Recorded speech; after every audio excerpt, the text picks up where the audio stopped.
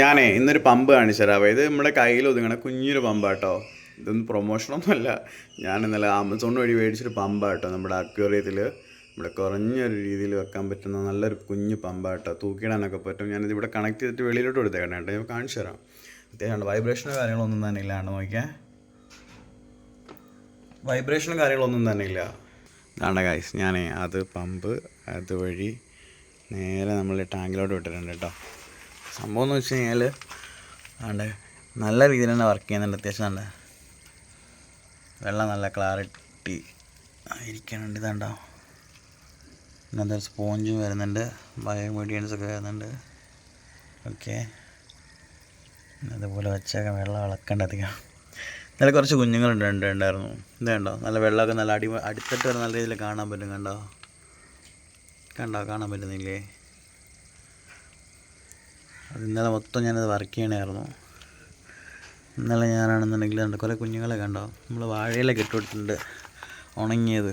അപ്പോൾ നല്ല രീതിയിൽ തന്നെ അത് ഫുഡും കിട്ടുന്നുണ്ട്. വെള്ളം ഒരു ടാൻ നിറമാവുന്നുണ്ട് ഇതിനകത്തോട്ട്. കാണിച്ചു വേണ്ടേ, സംഭവം വിളയല്ലേ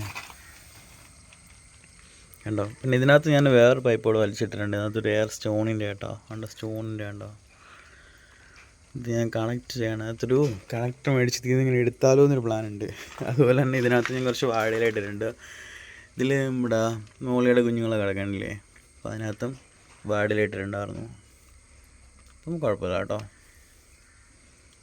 ഇതുപോലെ തന്നെ പുതിയ ഇലകളൊക്കെ വന്നു തുടങ്ങി, സെറ്റായിട്ടുണ്ട് കേട്ടോ. ഇപ്പോൾ അത്യാവശ്യം ഇന്നലെ പറഞ്ഞിട്ടില്ലായിരുന്നോ, ഇത് നമ്മൾ ഇത്രത്തോളം നല്ല രീതിയിൽ ഇലകളും കാര്യങ്ങളൊക്കെ വരണമെന്നുണ്ടെങ്കിൽ ഞാൻ ചെയ്യണമെന്ന് വെച്ച് കഴിഞ്ഞാൽ ഇതാണ്ടോ, നല്ല ഗ്രോത്ത് കൊണ്ട് നല്ല അത്യാവശ്യം നല്ല വലിയ ഇലകളാണ് വന്നിട്ടിരിക്കണേ. ഞാൻ അതൊരു തുണി വെച്ചേക്കണം കേട്ടോ. ഈ സംഭവം എന്ന് വെച്ച് കഴിഞ്ഞാൽ അതായത് നമ്മൾ ഈ ഇതുണ്ടല്ലോ, നമ്മുടെ ചാരവും നമ്മുടെ എല്ലുപൊടിയും നല്ല മണ്ണും ചാണകപ്പൊടിയൊക്കെ ഉണ്ടെങ്കിൽ നല്ലോണം മിക്സ് ചെയ്ത് ഇതിനകത്തോട്ട് ഇറക്കി വെക്കുക.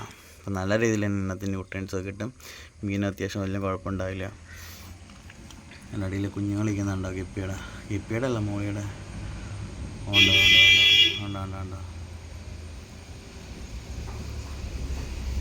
അപ്പോൾ അതുപോലെ ചെയ്താൽ നിങ്ങൾക്കും ഇതുപോലെ തന്നെ വളർത്തിയെടുക്കാം കേട്ടോ. ഞാൻ ഇൻസ്റ്റാഗ്രാമിൽ കണ്ടിട്ട് ഒരു ഇത് കയറിയിട്ട് ഞാൻ വളർത്തി തുടങ്ങിയതാണ്. പക്ഷെ എനിക്ക് ഇഷ്ടപ്പെട്ടു കേട്ടോ. നമ്മൾ എന്നും വന്ന് രാവിലെ ചെക്ക് ചെയ്യുമ്പോൾ സന്തോഷമാണ്, നല്ല രസമാണ് കേട്ടോ. പിന്നെ അതുപോലെ തന്നെ ചെറിയൊരു ആമ്പലാണോ ആന്ന് തോന്നുന്നുണ്ട്, ചെറിയൊരു വിത്ത് കിട്ടിയിട്ടുണ്ടായിരുന്നു. ഞാനത് ഇവിടെ കുഴിച്ച് വെച്ചേക്കണേ. അത്യാവശ്യം കുഴപ്പമില്ല, വളരുന്നുണ്ട്. 2-3 കൊണ്ട് വെച്ചിട്ടുണ്ടായിരുന്നു, കുറച്ചൊക്കെ ചീഞ്ഞു പോയി. കുഴപ്പമില്ല കേട്ടോ. നിങ്ങൾക്ക് ഇതുപോലെ വളർത്തണമെന്നാണെങ്കിൽ 150 രൂപയുടെ കാര്യമുള്ളൂ.